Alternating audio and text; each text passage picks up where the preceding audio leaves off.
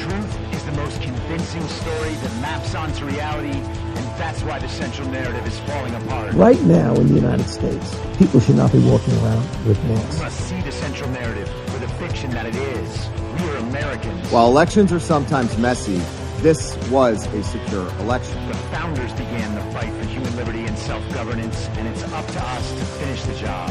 I'll tell you what, we are in a truth emergency right now. This is the end game.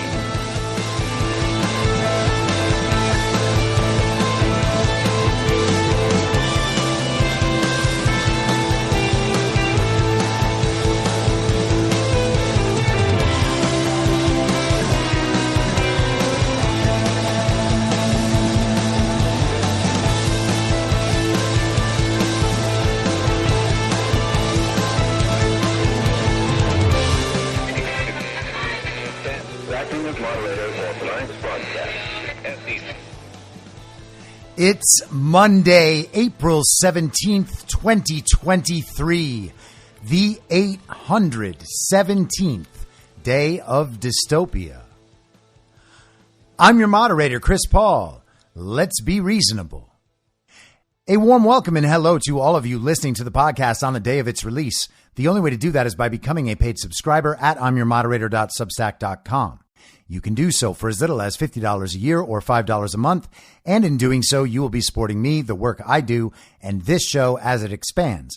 And if you can't or you simply don't want to, continue listening to the podcast for free a couple days later on a wide variety of podcast platforms and, of course, Rumble. All I ask is that you share it with your friends. You can find the links to the podcast, the writing, the social media, and the merch site by visiting linktree.com/I'mYourModerator. So I want to start off today talking about the only Trump position that a lot of people have a problem with. They will say that it's all about Donald Trump, or this love for Trump, or this undying loyalty for Trump, or this cult-like following of Donald Trump.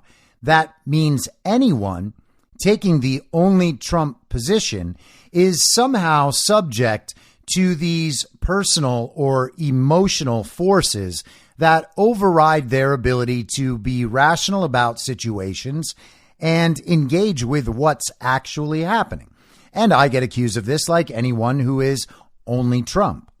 And before we get into it, it's worth noting that this complaint always comes from people who are primarily incorporating the arguments of people who are never Trump in order to make their points.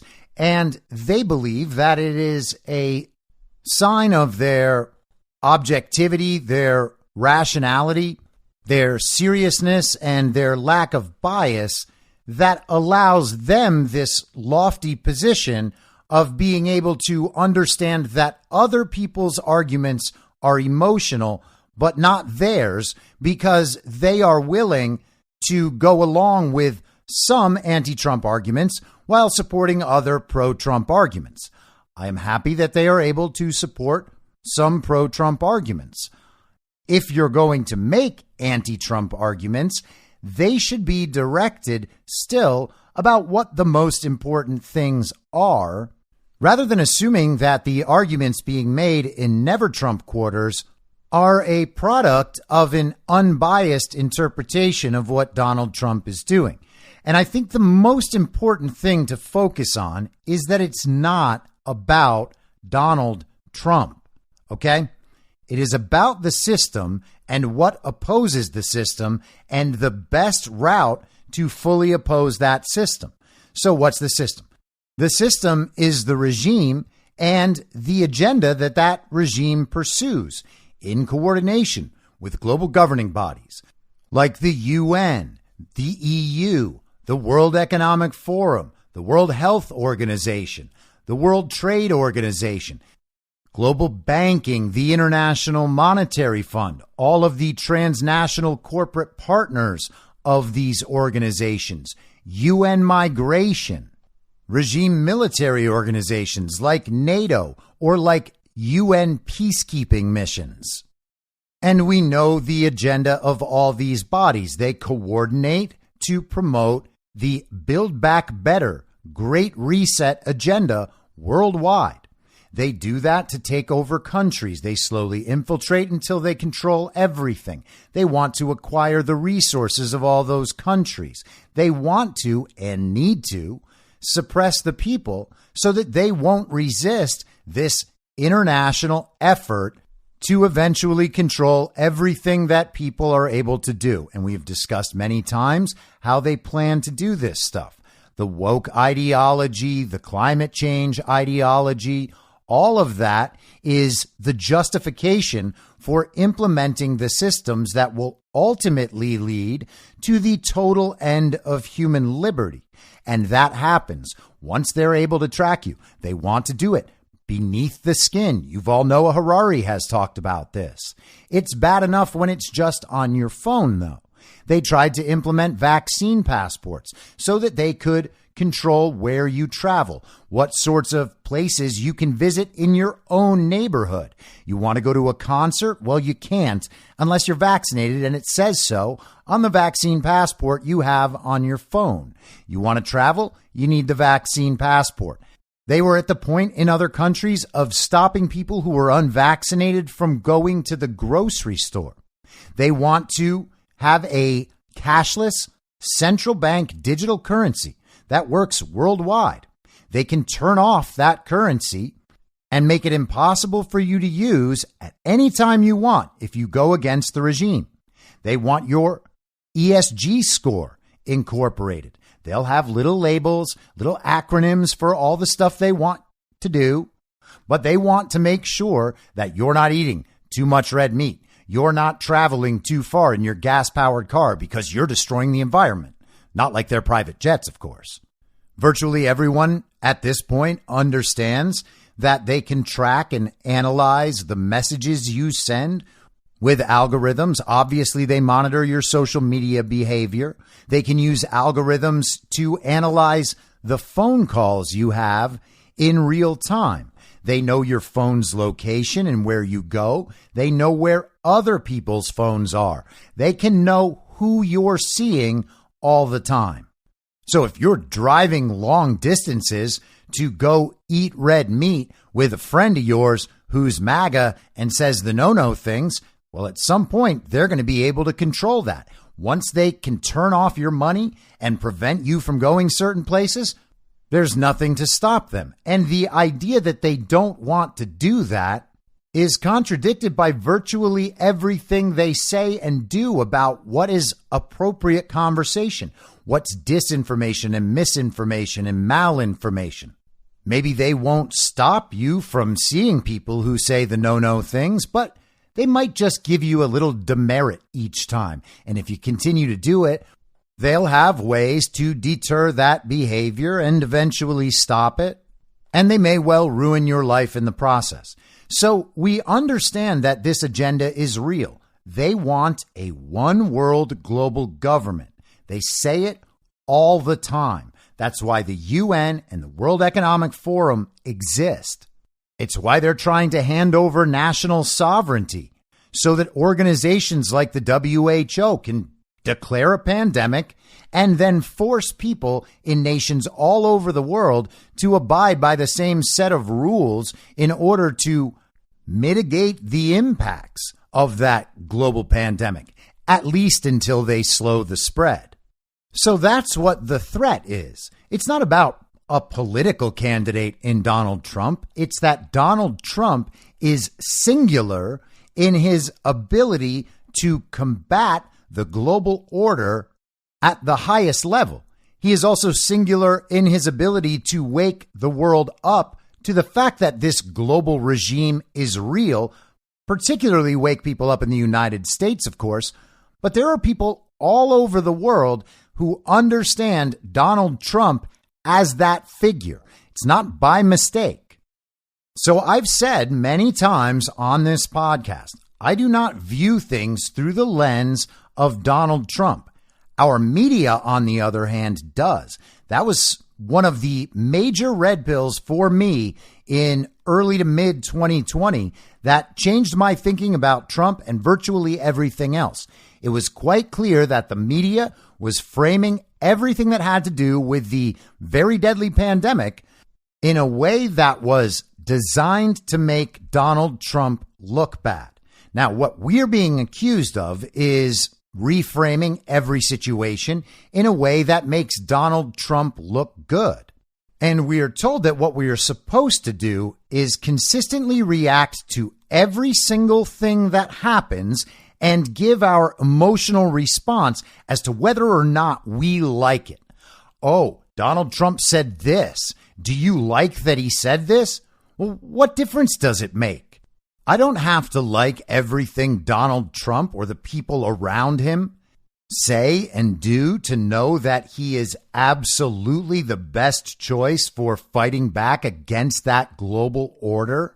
And I certainly don't need to agree with the interpretations of everything Trump or the people around him say or do as they're handed down from people who are explicitly anti-Trump. The way I look at things, the way I always look at things, I consistently look at everything, is whether or not the individual thing we're discussing promotes the Great Reset or the Great Awakening. It makes no difference whether I like the individual thing, just like it makes no difference to me whether someone else likes the individual thing. What matters to me is, does that individual thing wake more people up to a reality that has been intentionally obscured in order to keep people asleep? We are consistently accused of engaging in binary thinking about these issues that we're told have this important nuance that we are simply ignoring or misunderstanding as we take Trump's side once again. But that's the wrong binary. It's not Trump or not Trump, Trump good or Trump bad. And we just list all of the things. And then if you can think of a bunch of Trump bad examples and people can't prove to you that those things are all Trump good examples, then we have to dump Trump. Now, that is certainly misdirected binary thinking, but we're not the ones misunderstanding the proper binary here. The proper binary is, does it help the Great Reset or does it help the Great Awakening? And it's hard to argue that any person in the world has propelled the Great Awakening more than Donald Trump has. If Hillary had won in 2016, we would not know most of what we now know about this global order, this global regime, and the agenda that they are promoting worldwide. Now, let's look at a couple of examples that have emerged in the past few days, and let's talk about the reactions to them, and let's see who is engaged in binary thinking and who is even embracing the proper binary. Because, by the way, sometimes there really are just two choices. Sometimes binary thinking is correct. You can hash out the nuance all you want, but you eventually do have to choose one side or the other. And when the stakes are the future of human liberty, it's important to be consistently getting those choices right. So first, let's listen to Donald Trump Jr. from his podcast, Triggered. Now, a lot of Never Trump people on the left, have taken this video, little shortcuts of it, and played it to say that Donald Trump Jr. is actually supporting the woke agenda in this clip. He is not pushing hard enough for a boycott of Anheuser-Busch. Now, he talks about the subject for around 7 minutes. The first half of it is about their contributions to Republicans and which candidates they've supported as a company. And people have ignored that part almost entirely and focused on little snippets of this second half or so of the video, 3 minutes or so I'm going to play. And they're taking a very strong, very principled stand that Don Jr. has just betrayed everyone on this issue. We kept digging. A couple of years ago, a leftist organization, the so-called Human Rights Campaign, put out a letter demanding that schools let teenage boys in skirts in girls' bathrooms. Something that anyone who's been watching the show understands that I would not be a fan of, nor would any father or reasonable individual who's not become a total sociopath. Over 300 massive companies signed on to this crap, including Pepsi, Amazon, American Airlines, General Mills, General Motors, Google, Marriott. I could go on and on. It's a who's who of corporate America. You know who didn't sign on to that list? Anheuser-Busch. So here's the deal. Anheuser-Busch totally shit the bed with this Dylan Mulvaney thing. I'm not, though, for destroying an American and iconic company for something like this. Trust me, the memes have been so good. I'm sitting there chomping at it, like I want it. But like when I actually look into it, I'm not going to blame the whole company for the inaction or the stupidity of someone in a marketing campaign that got woke as hell. The company itself doesn't participate in the same leftist nonsense as the other big conglomerates. Frankly, they don't participate in the same woke garbage that other people in the beer industry actually do, who are significantly worse offenders when I looked into it. But if they do this again, then it's on them. Then screw them. But listen, one of the things we have to do, I like calling balls and strikes, and I love going after people when they screw up. But I think sometimes we do have the tendency of like shooting first and aiming second, not looking into the details, figuring it out. I get that, guys. It's easy. I've complained about that on this show before, which is when we do the, hey, we got you, and, you know, Wuhan lab leak theory, COVID, vaccines, whatever. It's like 2 years later, we're proven right, and we dunk on them online, but they still won. This is like the opposite of that. This is one like we're dunking on them now, but when you actually look into it, they'd be one of the more conservative-leaning companies in America. So they've been put on notice. I'm leaving them alone. I think you should probably do the same. If they do it again, they've been warned. But in the grand scheme of things, man, Anheuser-Busch, a lot less woke than the rest of corporate America. So I don't know that we want to kill the guys that are the least of the offenders than going after the guys that are worst of the offenders, like the people I read on that list earlier. So I think that clip is a pretty fair portrayal of his position. What's not a fair portrayal of his position is the little chopped up versions that people have been going off on and making their videos about online, as all the Never Trump people send this content everywhere. Look, even Republicans are mad that Don Jr. didn't come fully out against Anheuser-Busch and this boycott. Now, do I agree with Donald Trump Jr.? The answer is probably no. I don't think that would be my position. I'm not a huge boycott guy. I also talk about how I think that this Bud Light can issue is completely overblown. Is it a big deal that corporations are promoting the trans agenda? Yes. I don't like it at all. I think it's terrible. I think it's got to be done away with. I understand that as part of the regime system. There is nothing about it I like.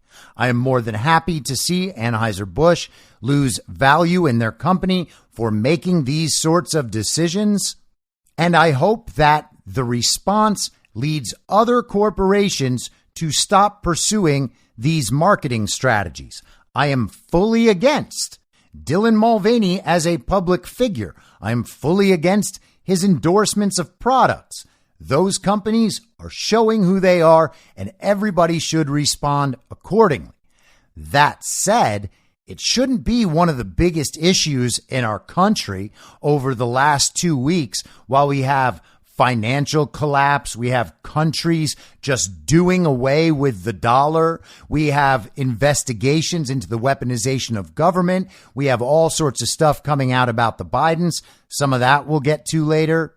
We have the fact that the Ukraine-Russia war narrative has been a complete lie from the beginning. We have election fraud. We have immigration. We have countless issues more worthy of devoting this much time to. And I think Don Jr. is right about that part. And he said some things in there that need a closer look. It sounds like he is hinting that there are some of these other beer brands that have actually gone pretty deep into this stuff. Nobody's talking about them. Maybe that deserves a little digging to find out if there's a company doing something really reprehensible. There certainly are corporations who are much worse than Anheuser-Busch. Now, that does not excuse Anheuser-Busch at all. Anheuser-Busch is a partner of the World Economic Forum. I would be overjoyed if every single World Economic Forum partner company collapsed completely. And the faster we see their demise, the better off we are in the world. That is my general default position. So to that extent, I don't agree with Don Jr. On the whole, on this, I'd rather he hadn't said any of this. But I have no problem with the fact that his opinion is slightly different than my opinion. Did he perfectly represent what I think right there? No, he didn't. But neither do the people who have been screaming about Dylan Mulvaney constantly for weeks. And they're the same people who have misled everyone about virtually everything. They have big platforms because they produce clickbait. And that's what most of them did with this video. They produced their hot take. They got to say that Don Jr. is very bad, and they got tons and tons of clicks because everyone wants to own the Trumps. Let's not pretend like all of these people who have gone absolutely bananas over this Dylan Mulvaney Bud Light thing are out there fighting the real battle. Where were they on election fraud? Where were they on COVID and masks and lockdowns and vaccines? Where were they on mail-in ballots? Where were they on the insurrection? Where were they on the Ukraine war? I know where they all are on Ron DeSantis. I know where they all were in 2015 and 2016 when it comes to Donald Trump. They're making all of the same arguments in all of the same ways that they were making back then. There are some of them who spent the 4 years while Trump was in his first term talking about how, oh, this is a good thing Trump did. This is a bad thing that Trump did. Ben Shapiro, for instance, says he's sometimes Trump. He's not pro-Trump. He's not never Trump. He's sometimes Trump, only when Trump does good things, according to Ben Shapiro. Now, it turns out that Donald Trump, as president, has access to information everyone else doesn't have access to. And he has multiple responsibilities that we simply don't have. The things he does actually have consequences, whereas our opinions at home and our ability to tell people how we feel about what Donald Trump just did, that doesn't have any consequences until you have a platform the size of Ben Shapiro's, and then he goes and tells his listeners to get vaccinated, and he says because his wife is a doctor, he has good information, he knows the vaccines are safe and effective, you should all get them, you dopes. That actually does have a real world impact, but don't worry, he can just apologize later for getting it completely wrong and keep going. And the people in his audience are like, oh, well, yeah, you know, he was misled and tricked by the doctors. It could happen to anybody. Ben Shapiro gets the benefit of the doubt on something absolutely critical that affected real people's lives and health. And Donald Trump Jr. says something people don't like a little bit. And all of a sudden, that means that Donald Trump is actually a tool of the regime who is promoting the Great Reset. He was just tricking us this entire time, lulling us to sleep. Oh, we're just going to give all our loyalty to Donald Trump. And then the final betrayal will be Trump turning on us. And then we have the global regime. And so to prevent that, we need to go and choose Ron DeSantis, who's supported by the Bushes and Paul Ryan and Karl Rove and George Soros and a bunch of quote unquote conservative influencers online who were never Trump before Trump got elected. and then were sometimes Trump while Trump was in office, because they got to keep their audience so that people don't punish them for being wrong about Donald Trump. So who is engaged in biased binary thinking here? The person who says, I don't really like that statement, but it doesn't change my opinion about Donald Trump because ultimately my view is about something bigger than Donald Trump, or the person who hears that clip and thinks that Donald Trump is immediately part of the global regime's conspiracy to eventually control the world. I would argue that it's them, and that they are viewing this through the prism of whether or not they can blame Trump for something Trump is clearly not doing. There is absolutely nothing in Donald Trump's record that suggests that he is a tool of the regime. And I know people are going to say the vaccine. We have covered that at length. If people don't accept that argument, that's just fine. I'm not here to convince you. I'm here to present another case, a case that is focused on what actually matters, the Great Reset or the Great Awakening, not your feelings about Donald Trump. Again, we're talking about people who look at everything and then think that Donald Trump is weak or stupid or somehow compromised. That is their baseline bias all the time. And they'll say they don't think that. Their proof is that sometimes they support things Donald Trump does. Well, those things are not related.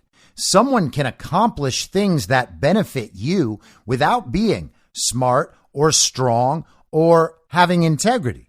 So if you're always reverting back to Trump is stupid or Trump is weak or Trump is compromised, you can't say that you don't have a bias toward that because sometimes you like what Trump does. That is a non sequitur. But this is always how the case is prevented.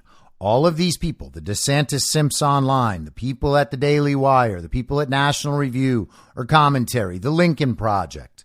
Donald Trump is stupid. They're very smart. Donald Trump doesn't know how things really work, but they do. You have to understand, as a member of the establishment, you know how things work for the establishment. You know where the web of communications is. You know where your special information comes from higher levels, and you repeat that information. These are the people who really know what's going on. The Bushes, Paul Ryan, Karl Rove, they know how things really work. Donald Trump doesn't, and MAGA certainly doesn't. What are you even doing, you crazy people, having ideas of your own when they have the real ideas? They're the ones with access to the real ideas. They're the smartest, they're the strongest and toughest, they're the least compromised. That's why they're always able to give you their objective view on how sometimes Donald Trump does good things, but the rest of the time Donald Trump is bad and dumb and weak and compromised. Now, I think most people would agree that we are in a high-level, multidimensional, multifaceted, fifth-generational war. If you don't understand that concept, Michael Flynn and Boone Cutler wrote a book called Intro to 5GW, Intro to Fifth Generational Warfare, and they talk about informational war and psychological war. That's what we're actually in right now, and it matters more than anything who wins that war. Again, Donald Trump is the one who's woken so many people up. We wouldn't know about election fraud. We wouldn't know about the abuses of the justice system. And by we, I mean we as a society that's waking up to the reality of all of this. Not you in particular, not the group of people in the truth movement or whatever other movement you're part of. Individuals who have tracked these things for years or decades certainly know this stuff, but the society wasn't awake to it. Donald Trump caused that. He didn't cause all of it directly by telling people. He broke the media and allowed people to see what the media is actually doing and allowed people to begin to see what the real thing is. His agenda is specifically in opposition to the global regime's agenda. at every single juncture, and there is no one in public life who anyone is aware of who would be a better replacement in terms of fighting that battle. The idea that Ron DeSantis can do that, and again, I don't hate Ron DeSantis. If Ron DeSantis chooses not to run, he throws his support behind Donald Trump, and he is committed to the America First movement over his last 4 years as the governor of Florida, and he wants to run in 2028, I might end up being a Ron 2028 supporter. I'm happy to say that now, while I make fun of all the people supporting Ron DeSantis right now. Because supporting Ron DeSantis right now is not about supporting Ron DeSantis, especially not relative to his ability to successfully conduct this fifth generational war. Supporting Ron DeSantis right now is about moving on from Donald Trump because people don't want to support Donald Trump. It is too difficult for them to do socially, and they are not focused on or do not understand the big picture issues. And let's be clear, I'm not ascribing bad faith to everyone who likes Ron DeSantis. There has been a mass media push over the last few years to elevate Ron DeSantis as the standard bearer for what conservatism means in America. He has done a decent job as Florida governor. He's done plenty of things that I believe are specifically advancing the Great Reset agenda as opposed to the Great Awakening. He has not gone after election fraud in a serious way in Florida. He's done a few things around the edges. Not good enough for me. I don't trust him on the issue.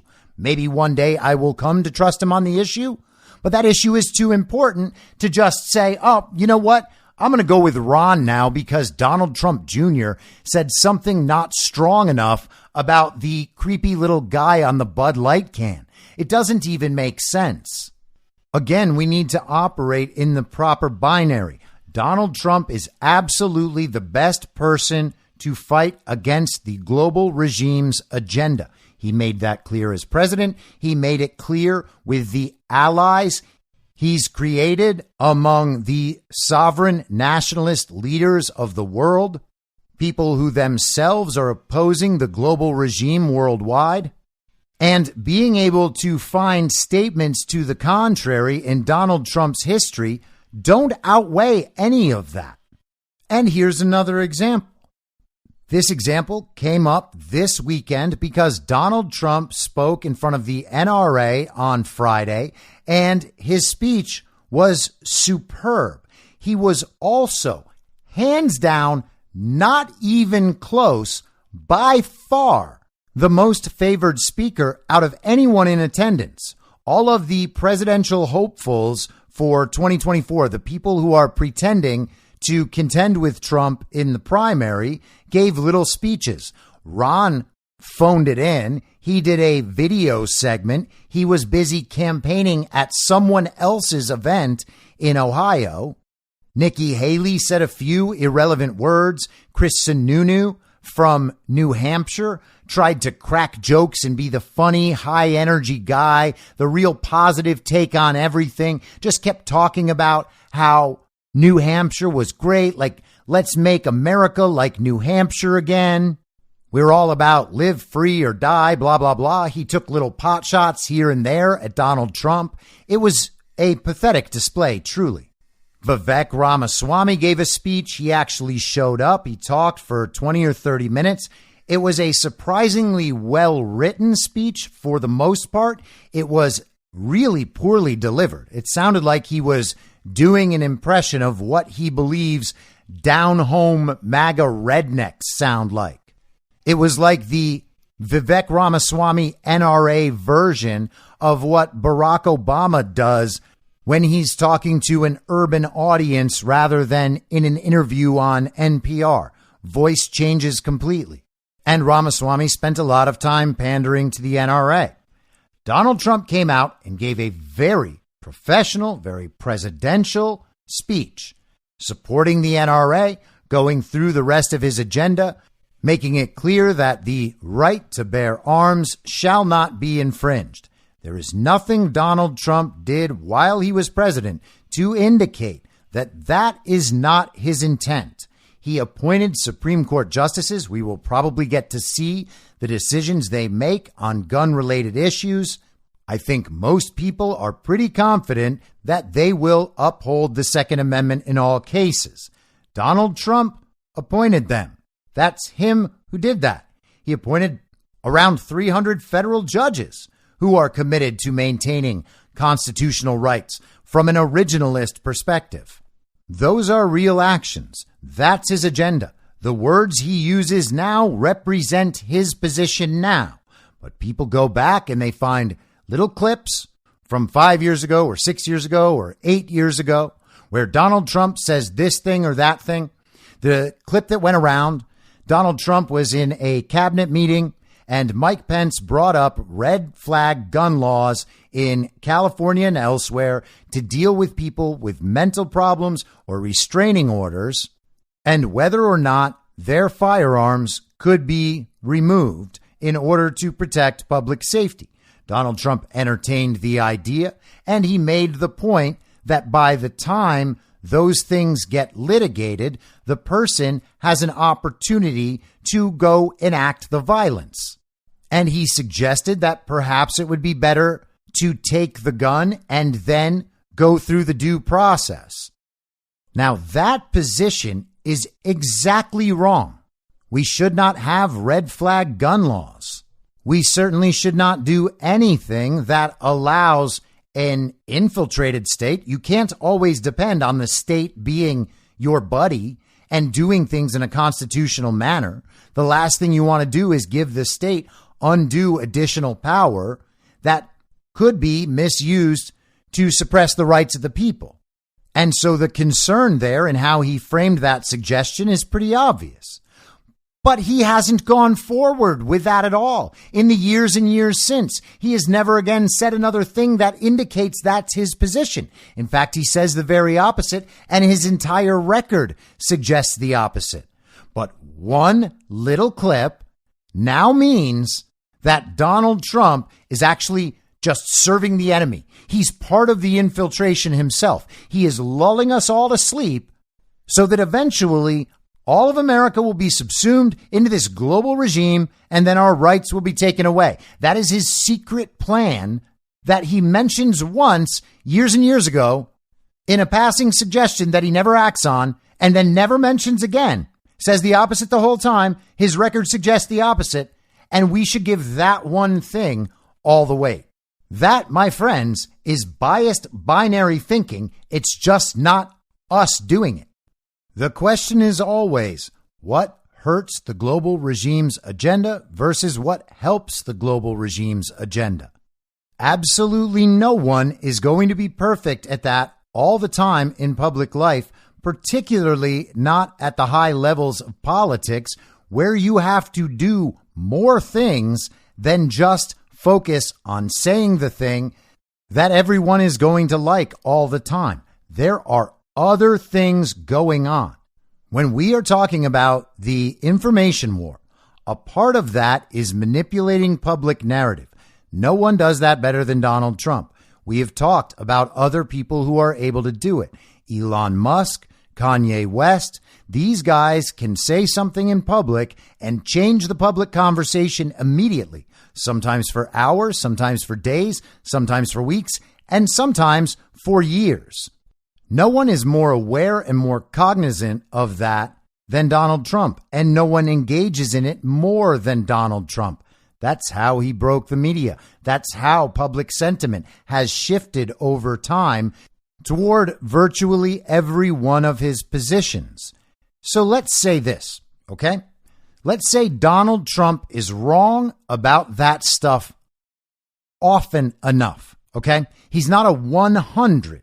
He's maybe an 80, right? When it comes to this calculation.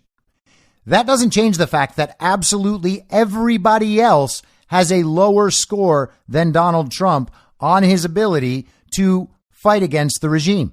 There are other people out there doing a great job in their communications and their actions. I would suggest no one's doing a better job of that than Carrie Lake, and certainly not Ron DeSantis. But this isn't about Ron. It doesn't have to be about Ron. The point is, there's nothing rational about ignoring Donald Trump's high marks on all those standards. Every time he does something that doesn't conform to those standards or doesn't conform to our desires. I watch virtually every Trump speech. There are moments in every Trump speech where I think, you know what? I really wish he would have said that better. Or, oh, I don't think that was the right thing to say. But that exercise can be repeated with anyone's speeches, and you'll always see that. In fact, you'll see it a whole lot more. And think about how this would look in your personal life, in your relationship with your husband or wife, your boyfriend or your girlfriend, your family members, your friends. You can go through any of the people in your life who you love deeply and you trust and you're very loyal to, people you would never give up on, you would never leave unless they did something really, really horrible. All of those people, you could pick out little things that you think they do wrong or that annoy you or that bother you or that make you angry from time to time. Your husband always forgets to put the toilet seat down. Your roommate forgets to fill up the Brita. Your boyfriend leaves his dirty gym clothes in the bathroom all the time. No matter how many times you've told him not to do it, he still does it. Your girlfriend has Starbucks cups everywhere from her pumpkin spice lattes. Those things aren't a big deal, and they don't suggest that you should end your relationships with these people. Unless, of course, you already want to end your relationships with those people and you are actively involved in a process of nitpicking and finding every single possible bad thing to justify the feelings and emotions you already have inside you. If you are the kind of person who's ready to end your relationship with someone over those little things, then you should realize for yourself that something else is going on. There is a bigger problem that you're not addressing. And it's probably that you actually just don't like that person and you don't want to address it head on. So you're going to find all of these other reasons to justify what it is you feel. And this is what we're seeing. Donald Trump can keep us out of wars. He can have the economy flowing smoothly. Everybody's lives are improving year after year while he's president. He can wake the world up to all of these problems. But if he says something wrong on a podcast or makes an improper suggestion in the media, or he does something that you can't quite understand or come to terms to, or that you're not willing to give him the benefit of the doubt on, well, you know what? We got to get rid of Donald Trump, and we're going to say that everyone who supports him is only doing so because of their personal biases, because they're in a cult, because they're making emotional decisions. But the problem is you actually do have to replace him with something if you want to get rid of him. And what are you going to replace him with? Let's say his score for me is an 80. It's not 100, but you know what? My score is not 100 either. There are things we all do in the course of our normal lives that absolutely do enhance the agenda of the regime. And if we're smart and conscious and aware, we can try to limit those things as much as possible. When we're in our own neighborhood, we might have a small local coffee shop that we go to get our coffee. We feel good about supporting local business rather than one of the big corporate coffee companies. But when we're on a road trip and we pull off to the side of the road to use the bathroom and get a bite, and there's a Starbucks and a McDonald's, and we get Starbucks and McDonald's, that doesn't mean that we are somehow on the side of the regime immediately. It just means that we did this one small thing that we would have rather not done, because the way our world is right now, it's almost impossible to avoid doing it completely. Sometimes we're going to go the wrong way. And we're not making the important decisions that Donald Trump is making. He's making decisions that actually affect the direction of this informational war, this larger fifth generational war, on a much higher level. His decisions and his public communications do something different than what our decisions do. It is totally legitimate to say that Donald Trump is aware that he is directing a public narrative on a massive scale. We watch him do it all the time. He also does another thing. He sends up trial balloons. He proposes ideas to see how people respond. He is a representative of the people. He is a leader, but he is a responsive leader.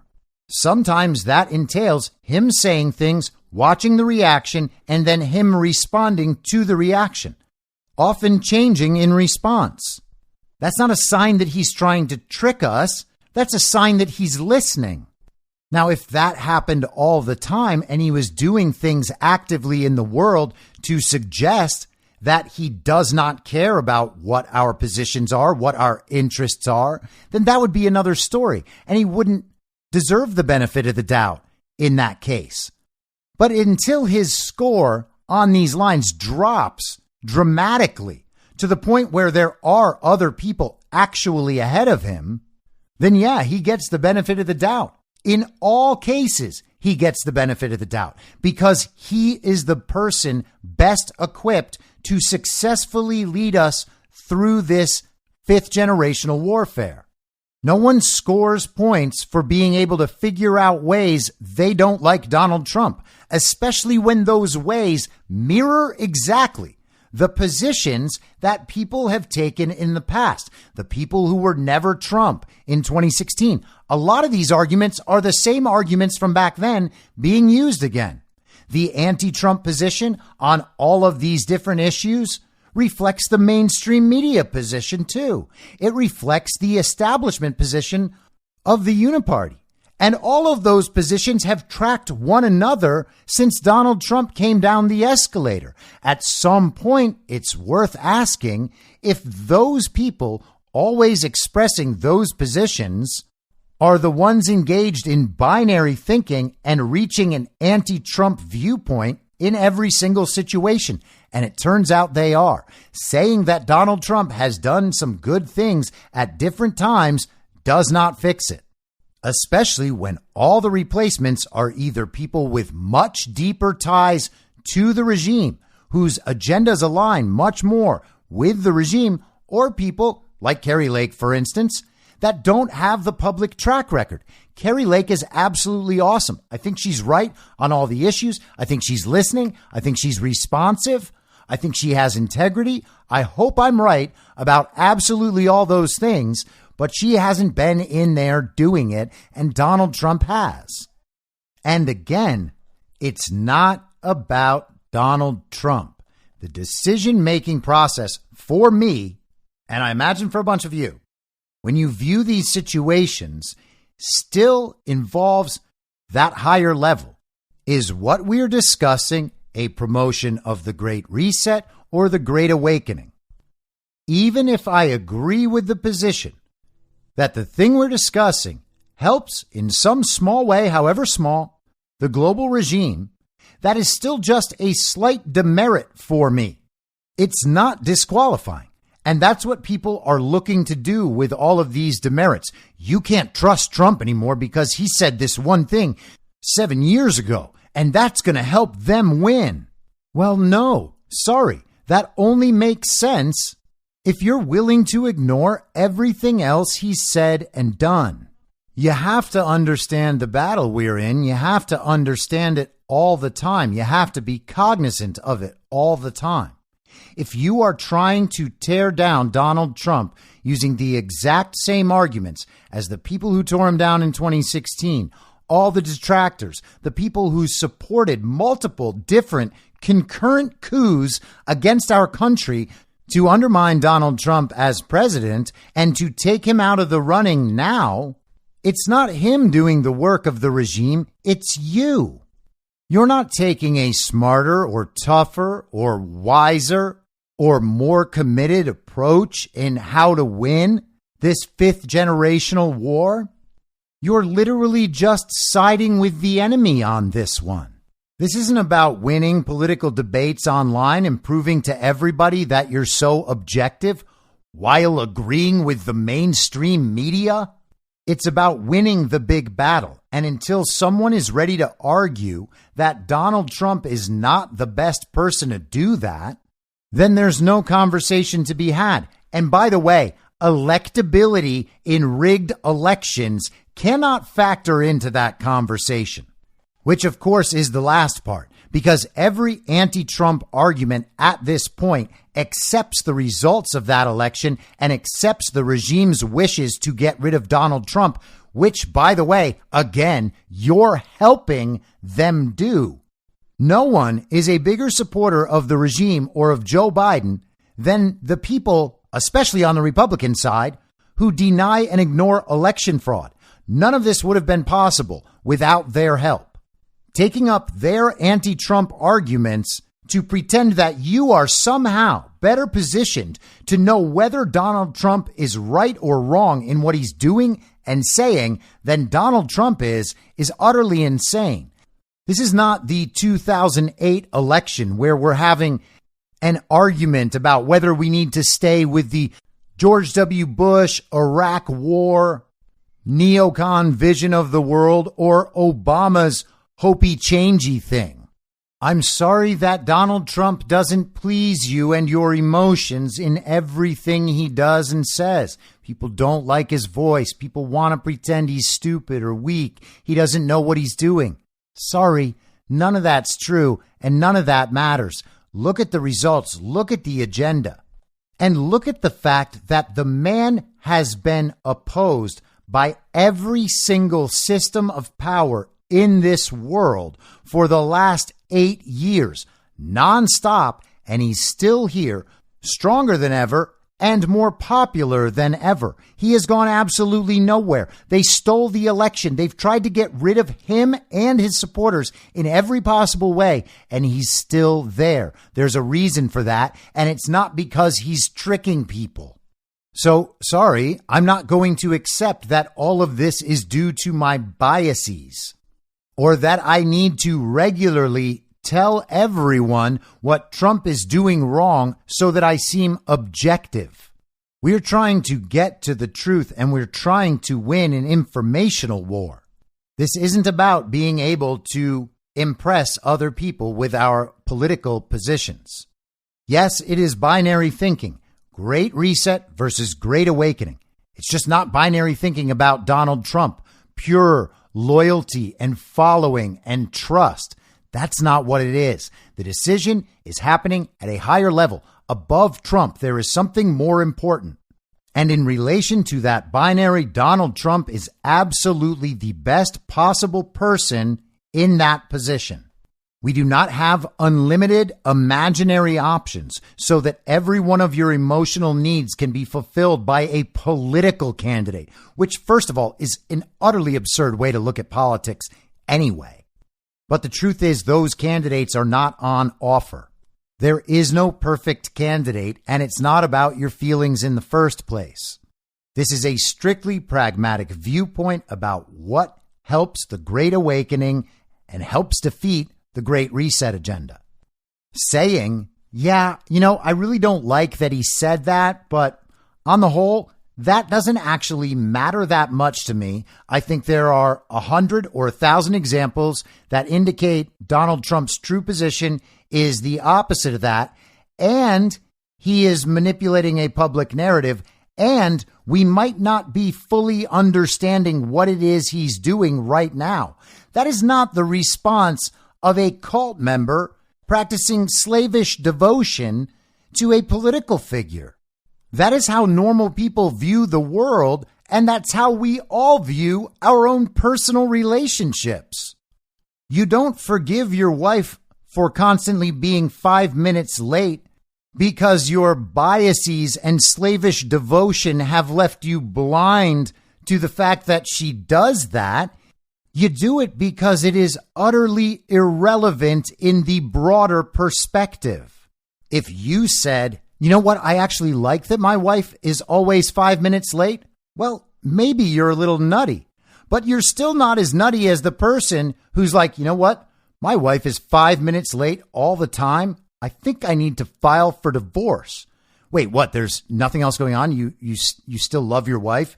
You know she's a good wife. You're going to get divorced over her being 5 minutes late? Well, yep, I just can't trust her anymore. This 5 minutes late thing, it is eroded my entire picture of who she is. I can't trust her anymore because of this lateness, and now we're going to get a divorce. She should have just been on time. Sorry, we're not the ones practicing that sort of thinking. That's the Never Trump people, and every time they do it, it's worth noticing they agree with the mainstream media, they agree with the establishment, and that's because there's a strong likelihood that they have another problem with Donald Trump that they don't want to talk about. It's probably that they don't want to vocally support him because of the social incentives in their peer group. Now, before I go, I just want to highlight this article from Just the News today. Congressional probe uncovers tie between Biden campaign and security letter dismissing Hunter laptop. Aided by two Obama-era witnesses, congressional investigators led by House Judiciary Committee Jim Jordan have developed the first evidence that a letter from security experts that falsely dismissed the Hunter Biden laptop as Russian disinformation during the 2020 election had ties to Joe Biden's presidential campaign. You all remember, letter from 51 former intelligence officials says Hunter Biden's laptop has all the earmarks of Russian disinformation. Joe Biden went on the debate stage. He referred to that letter. He said that the idea the laptop was Hunter's has been totally discredited by this letter. He's never done business with his son. Jordan told Just the News he expects to release a report from the House panel on weaponization of government later this month that lays out evidence and the players behind the letter, which many Republicans now say was a consequential interference in the last presidential election. It was all done with politics, and it looks like there was some real connections with the Biden campaign, Jordan said during an interview late last week on the John Solomon Reports podcast, declining to be more specific because there are more witness interviews being conducted this week. For most of the last 2 years, the letter from 51 national security officials has been portrayed as an organic effort from the intelligence community to raise concerns that the emergence of Hunter Biden's laptop in fall 2020 could be tied to a foreign power. The laptop has since been proven authentic, and the Office of the Director of National Intelligence has said it did not involve a foreign disinformation campaign. But before the letter was debunked, it was used to censor stories online in the New York Post, Just the News, and other outlets in what has been described by former President Donald Trump, Jordan, and many others as an interference in the election that kept voters from understanding influence peddling allegations surrounding the Biden family. Jordan said his investigators have derived valuable information from transcribed interviews from two former CIA officials from the Obama era, former acting director Mike Morrell and Nick Shapiro, a former advisor to ex-director John Brennan. It seems to me that one of the key players here was Michael Morrell, and that he was kind of coordinating this, working this together. And then there are a few other folks. We have talked to Nick Shapiro. Mr. Shapiro, I think, was the one kind of coordinating the outreach to the legacy media and how they wanted this story presented. Morrell currently works as a contributor at CBS News. A spokesman for CBS News did not immediately return an email seeking comment from Morrell or the network. Shapiro, who worked as former President Barack Obama's national security spokesman before rising to deputy CIA director under Brennan, did not immediately respond to a request for comment at his consulting firm. Jordan said the specific ties to the Biden campaign will be divulged in the interim report after additional transcribed interviews are completed. So, coordination between the Biden campaign and the 51 former intelligence officials on creating this letter to discredit the reality of the Hunter Biden laptop and the information contained on it in the weeks leading up to the 2020 election. Now, obviously, this is just one form of election interference, and certainly not by any means the biggest form of election interference. The election fraud itself is the biggest and will be proven as such in a very public way. I have no doubt. We've gone through the evidence in various forms in states all over the country now for 2.5 years. We understand, at least in part, what the system is, what it is designed to produce, and how much leeway they have to be able to produce thousands, hundreds of thousands, millions of fraudulent ballots that end up composing the overall vote count. But this was massive. This was massive public election interference done in coordination between the Biden campaign and our intelligence and law enforcement communities. And of course, we saw it in 2016 too. We saw it during the transition. Obama and Biden themselves were involved in those issues. Joe Biden's campaign reached out to all of these intelligence officials to write this letter about Russian disinformation for a laptop they absolutely knew to be Hunter's. And here's the clip from John Solomon explaining the process of what he thinks is about to happen this morning on War Room with Steve Bannon. You got to help me out here. That's a blockbuster, what you're reporting. Mike Morrell is, if I pick up the Funkin' Wagnalls about deep state, he's a very bright guy. But I pick up Funkin' Wagnalls, his picture's there next to it. So why is Mike Morrell serving up these guys? That's the part. He's totally dialed in. I think he signed. Did he sign the letter or not? But why would he serve these guys up? Yep. Yeah, and he was, according to Jim Jordan, he was one of the organizers. So I believe Morrell gets a tasking order from the Biden campaign. He goes and rounds up the signatures. Then Nick Shapiro, who has a lot of press contacts because he started in the press side of the Obama world, he starts feeding this bogus letter out to the media. And of course, the disinformation campaign has begun. Mike Morrell, I think the reason why Mike Morrell gave it up, I don't think he wanted to testify. I don't think he wanted to give a deposition. I think Jim Jordan's investigators have been rolling up people, almost like a mob case, rolling one. And they basically got to someone and said, hey, Morrell organized it and he talked to the Biden campaign. They got him to come in. They got him to confess. Now, we don't know who in the Biden campaign it is yet, but when we do, it's going to be a blockbuster story. Well, the Biden campaign, yeah, because now, remember, the pincer movement, they're trying to connect the Mar-a-Lago raid. They're trying to connect, Matt Colangelo to DOJ. Stephen Miller and the American First guys have got the Mar-a-Lago raid with the special access that you report on, all the DOJ. Now you're taking this to DOJ. And this is like a mob war. Because we take out one of theirs, they got this whole bogus thing on Judge Thomas. Mike Davis is going to be here tonight. They're trying to take out Justice Thomas, right, with this thing. It's going to get quite intense, is it not, sir? It is, and quite frankly, I think it's intense behind the scenes already. Listen, trench warfare has been going on since 2019 when they tried to cancel my stories on Hunter Biden at the Hill. Then they went on to cancel the laptop in 2020. They've tried to gaslight or stop any truthful reporting on Democratic corruption and the culture of corruption that envelopes not only the Biden family, but quite frankly, the larger Democrats in Congress. We've had lots of scandals that are currently engulfing Democrats in Congress. They've been trying to gaslight people who report on it, who expose on it, who blow the whistle on it. And I think the game is finally up. I think with the House now in Republican control, they're getting facts, they're getting subpoenas, they're getting depositions. And I think I'm going to make a bold prediction here today. I think within the next month, we're going to know why the Hunter Biden criminal case hasn't been resolved, why they haven't made a decision one way or the other to charge or not charge him. That coupled with the revelation about the Biden campaign being behind that fake letter, that intelligence letter, going to be two of the most explosive revelations of the last couple of years. So there's a lot in there, no? Whistleblowers, people coming forward, the game's up.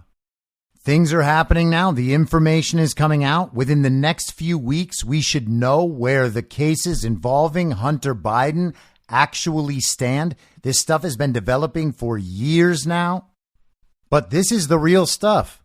What does it mean that for the second presidential election in a row, Donald Trump's opponent has coordinated with our deep state intelligence community to dictate the outcome of an election? That sounds a whole lot like a coup, doesn't it? So to then judge Donald Trump through that lens and think that he's weak and stupid and compromised when this is what's going on in the background the entire time? That sounds like some biased binary thinking to me. And no matter what, it sounds like a terrible time to get off the Trump train. I'll be back tomorrow at the same reasonable time on the same reasonable podcast network. I don't have a network. Masks and lockdowns don't work. They lied to you about a pandemic, and Joe Biden will never be president. In my mind, that's the end game. If you're listening to this episode for free, you can support me and support the show and the work I do by signing up for a paid subscription at imyourmoderator.substack.com. You can do so for as low as $50 a year or $5 a month. Comes out to under a quarter per episode, and you'll blast right through the paywall for all of the writing. The merch store is www.cancelcouture.com, and you can find everything else by heading to Linktree. Linktree.com/I'm your moderator. And I'll see you soon out on the range.